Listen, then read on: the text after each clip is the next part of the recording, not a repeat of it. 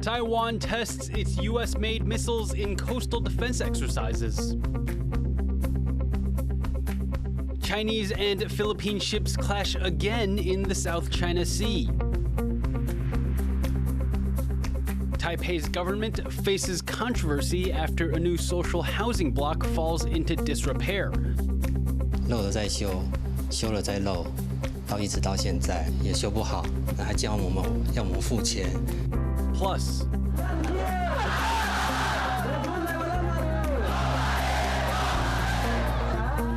"7 years on, Rohingya people are remembering a crackdown that forced them to leave Myanmar."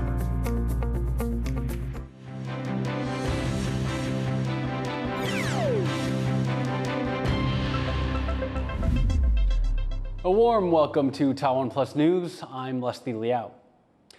The military is holding missile tests in southern Taiwan designed to give its troops hands-on experience with U.S.-made weapons. Jaime Okan reports from Pingdong.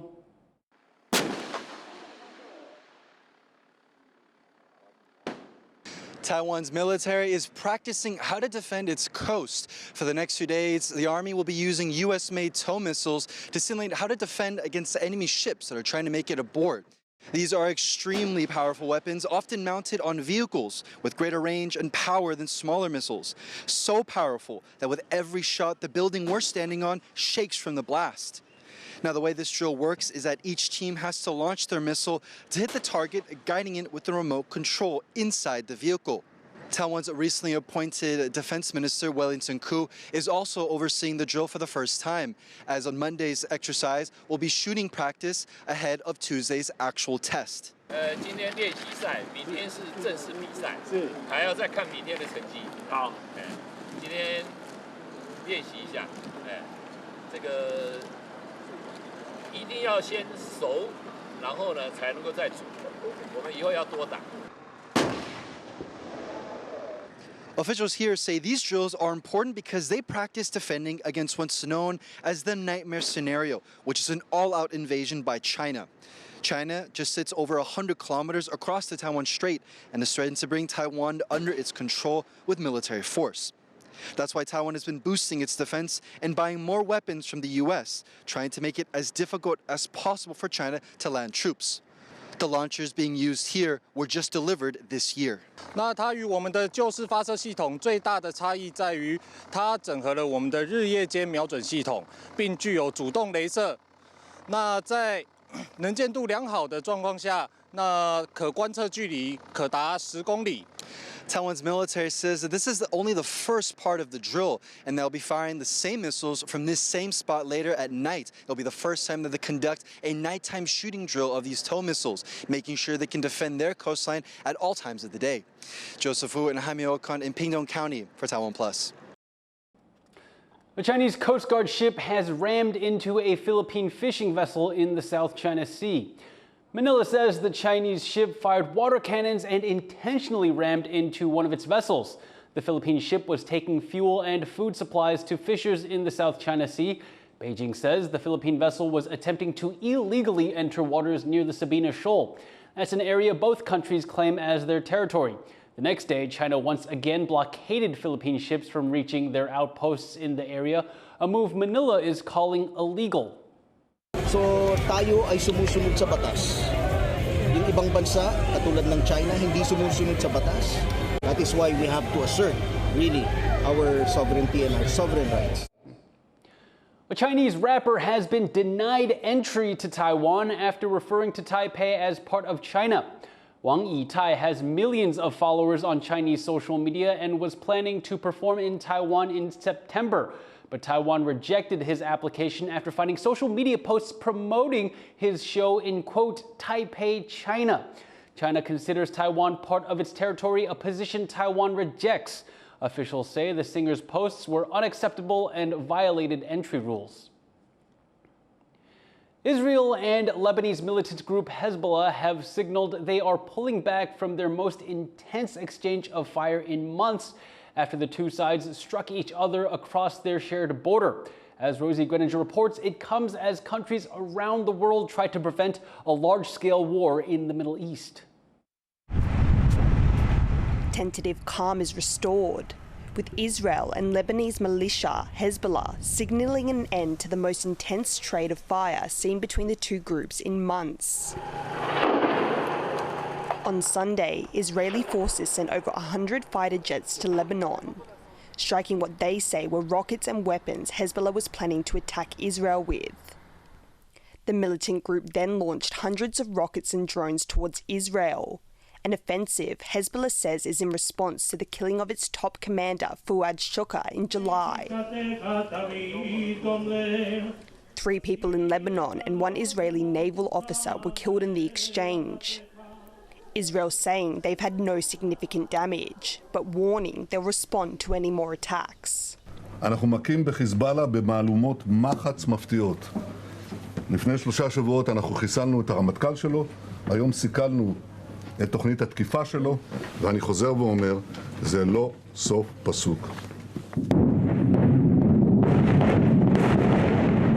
The exchange of fire marks a major escalation in the conflict between Iran-backed Hezbollah and US-backed Israel, who've been trading daily fire since Israel began its assault in Gaza. Hezbollah, which supports Palestinian militant group Hamas, says they're trying to pressure Israel to end its aggression in Gaza. Hezbollah's leader says their attack was successful, but warns there could be further strikes. كانت النتيجة مرضية وتحقق الهدف المقصود، فنحن بنعتبر أنه عملية رد على اغتيال الشهيد القائد الحاج محسن سيد محسن واستهداف الضاحية قد تمت. وإذا لم تكن النتيجة في نظرنا كافية فسنحتفظ حاليا لأنفسنا بحق رد حتى وقت آخر. It comes amid ceasefire talks in Egypt, and Hezbollah says they aim to show that Hamas allies will continue fighting for an end to the war in Gaza. Amid fears the latest conflict between Israel and Hezbollah could escalate into a wider regional war, the US has been increasing its military presence in the region. We are feverishly working in Cairo as we speak with our team and the teams of the other mediators, as well as with the Israelis, to get to a ceasefire and hostage deal along the framework that President Biden laid out, to get calm between Israel and along that border between Israel and Lebanon, and ultimately to get to a broader circumstance of regional stability. Those talks ended on Sunday without a final agreement, but lower-level negotiations will continue in the coming days as stakeholders attempt to end the war in Gaza and stunt any more escalation in the region. Dolphine Chen and Rosie Greninger for TaiwanPlus. The Taipei social housing block is the subject of a new controversy at City Hall.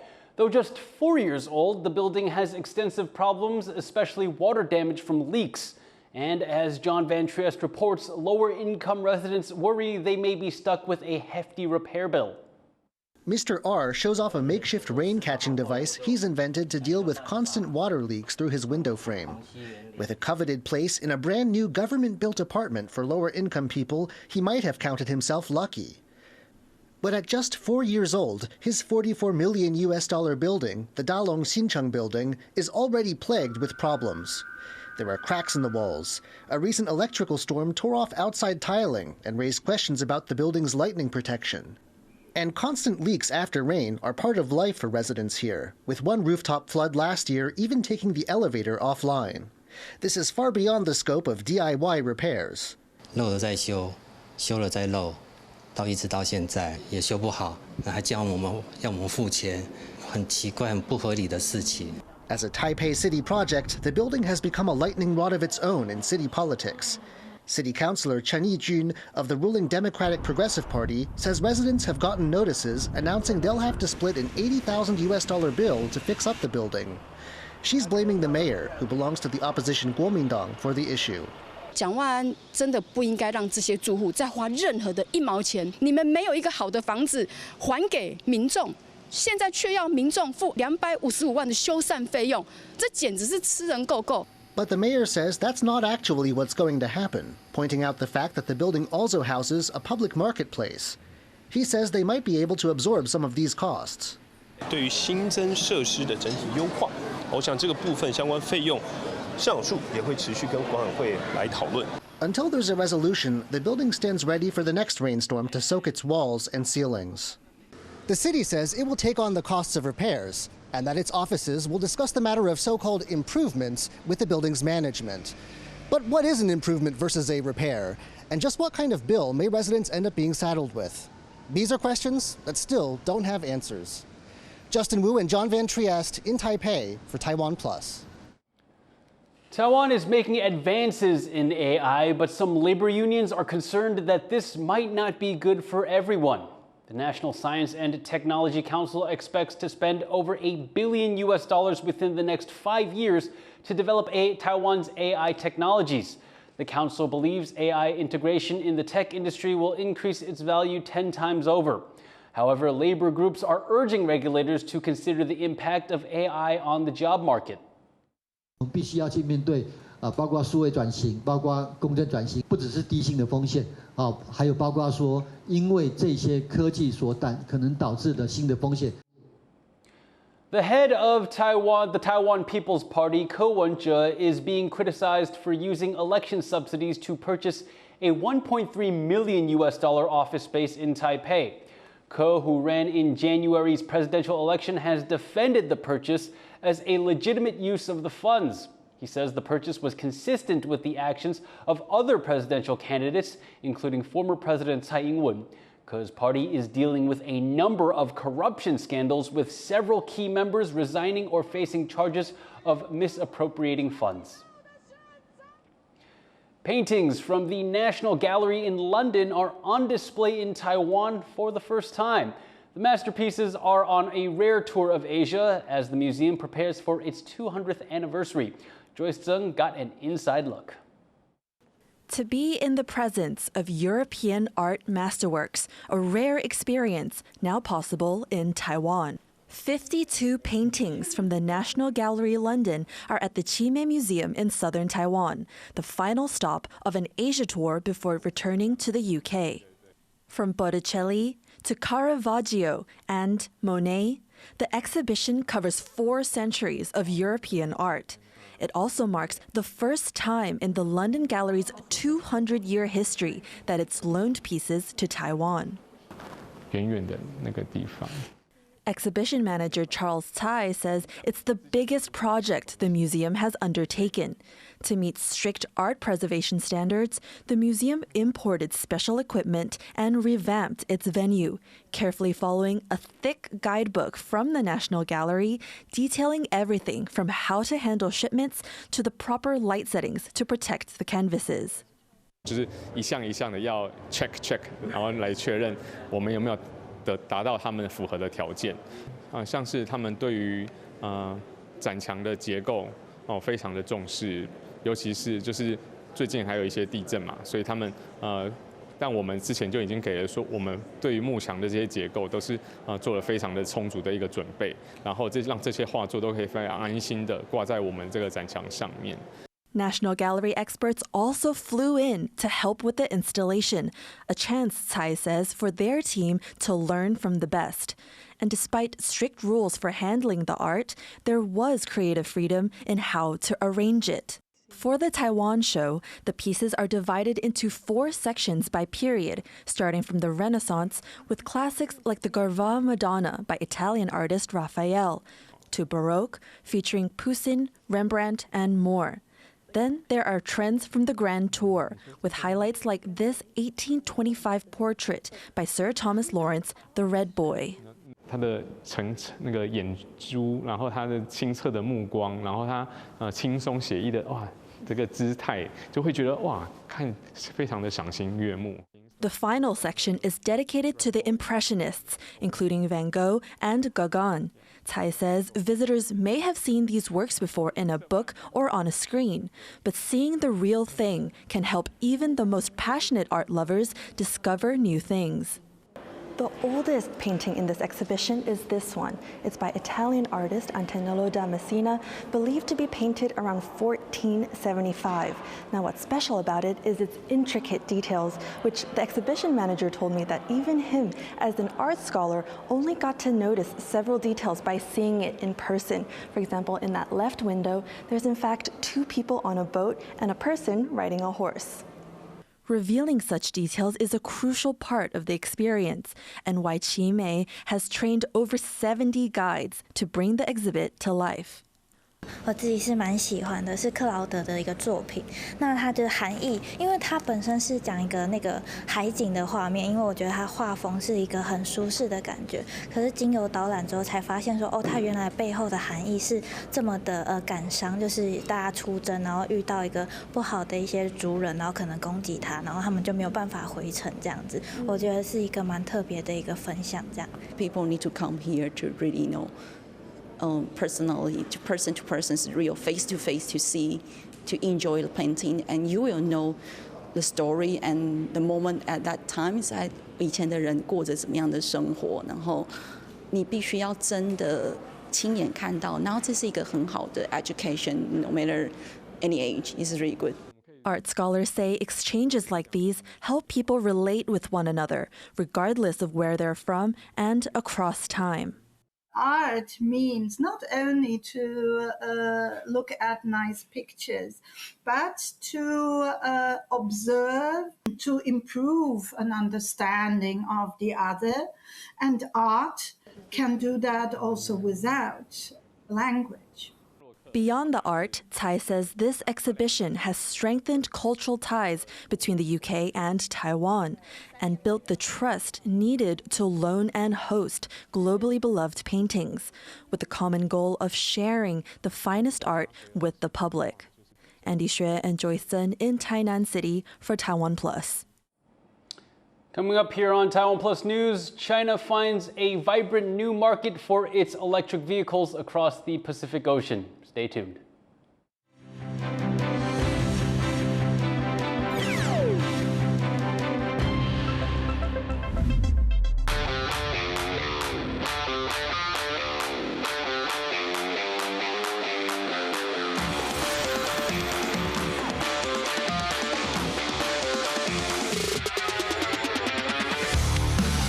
Enjoy the rich diversity of Taiwan's independent music. Taiwan Calling, every Sunday, 9:30 p.m. on TaiwanPlus.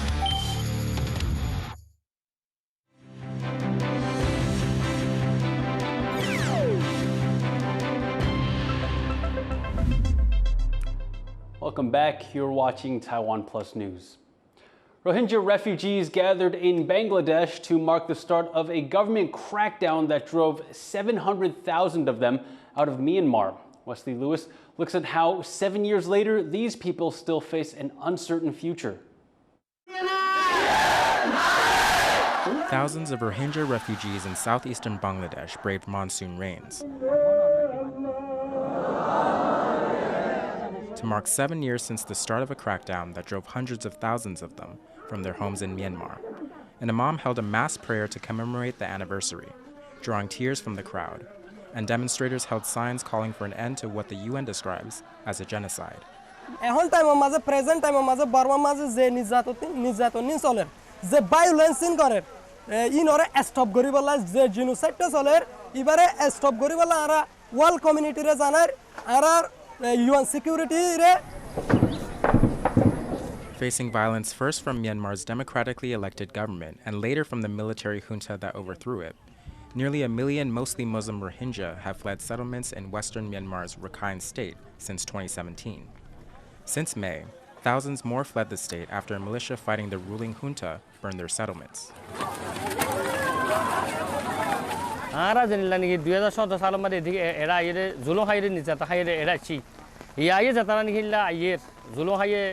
নির্যাতন হয় তারা এই তারা আইদ দে আরা বেকুন রয় বেকুন এজাতি আরা বেকুন উগা আরা বেকুন আরার হক আরা চাই আরা এটা আরা চাই যদি আরা হক যদি আরা যদি ফাইদ দিও আরা যদি আরা ফাইদ দিও আরা দেশ মারা চলে যাবে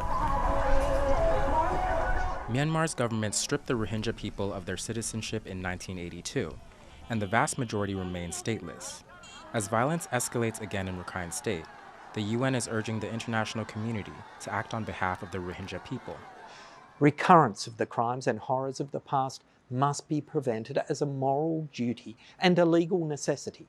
It is the responsibility of the international community, with ASEAN at the forefront, to take all necessary measures to protect the Rohingya and other civilians of this cruel conflict.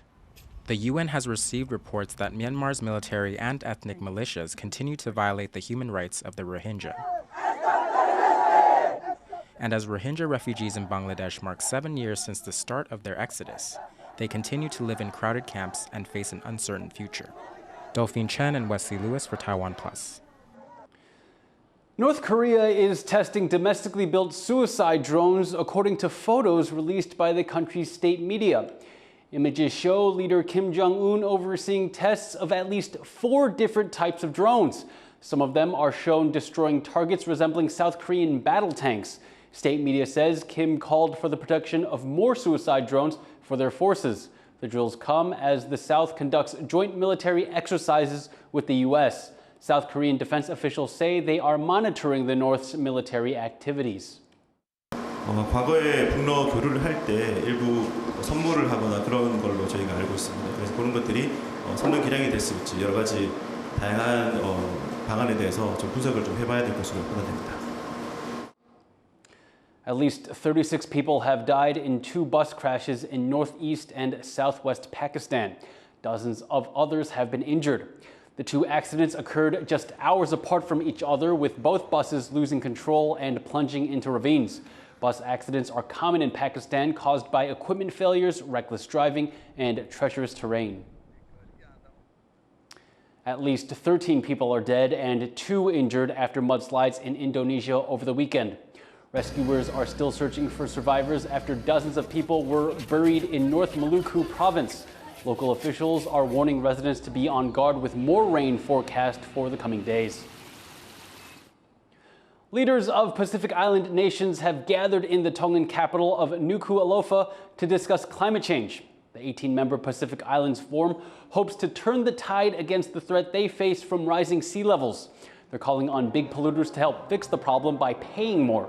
The talks are part of their annual leaders meeting. The bloc also finds itself caught in the middle of the U.S. and China's struggle for influence. Top officials from the world's 2 largest economies will attend the summit this week. Another made-in-China product is revving up far outside the Asia-Pacific region. Jonathan Kaplan takes a closer look why Chinese cars are making inroads into South America's automotive market. In San Antonio, Chile, a delivery of Chinese cars arrives from the other side of the Pacific. Chinese auto imports are on the rise in Latin America. In 2019, China sold $2.2 billion worth of cars to the region. In the last 4 years, that figure quadrupled to $8.5 billion. And more than a quarter of that came from electric vehicle sales. Unlike in North America and the EU, where stiff tariffs on Chinese EVs are being used to protect local automakers, sales to Latin America continue largely unabated. Un automóvil chino aquí compite en igual característica con un americano o con un europeo, y luego la marca puede luego testearlo aquí, ver cómo se comporta el consumidor, cómo le va el producto, lo llevan a otros mercados. Por eso tú tienes tantos lanzamientos. Latin America doesn't have any major homegrown consumer car brands, meaning the import market is open and Chinese prices are attractive. Fuerza, y la gente lo fue probando y fue adoptándolos, digamos, dentro de sus preferencias. And the cars just work. The made in China stigma is fading as more buyers see for themselves that the Chinese SUV in their driveway is as reliable as the Chinese smartphone in their pocket. Uno igual como que estigmatiza la marca china, ¿cachai? Pero no, la camioneta me salió impecable, no tenía ningún problema. De hecho, como que cuando tú te subes a alguna, tú ves que todo como súper plástico así. No, esta no. No, súper bien. Súper bien. Así que no me arrepiento de haberme la comprado.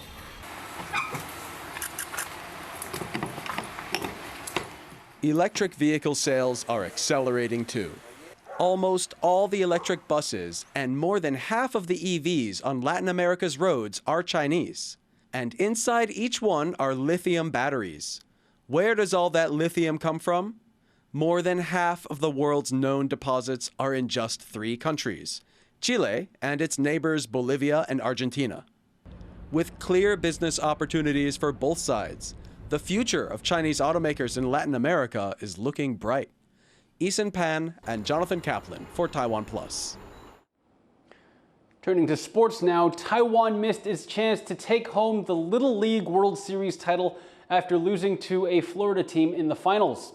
The team from Lake Mary, Florida beat Taiwan 2-1 to secure the championship. Taiwan had a 1-0 lead until the end of the 6th inning when Lake Mary tied the game and later scored a winning hit. It's the closest Taiwan's team has gotten to winning the championship in 15 years. 虽然冠军赛那一场输了，很可惜，就差一个出局数。但是我们要把这些悲伤化为前进的动力，到国中继续加油。虽然冠军赛输掉了，但是还很开心，可以和队友创造这个美好的回忆。 Taiwan's Sun Zhen has taken the top spot at a breakdancing competition in Slovakia. Known as Quake in the breaking community, Sun beat out his Ukrainian competitor Raptor in the finals. Sun says he wants to make it big in the breakdancing world so he can help promote Taiwan. He represented the country at the Paris Olympics earlier this month and will compete in Portugal this week.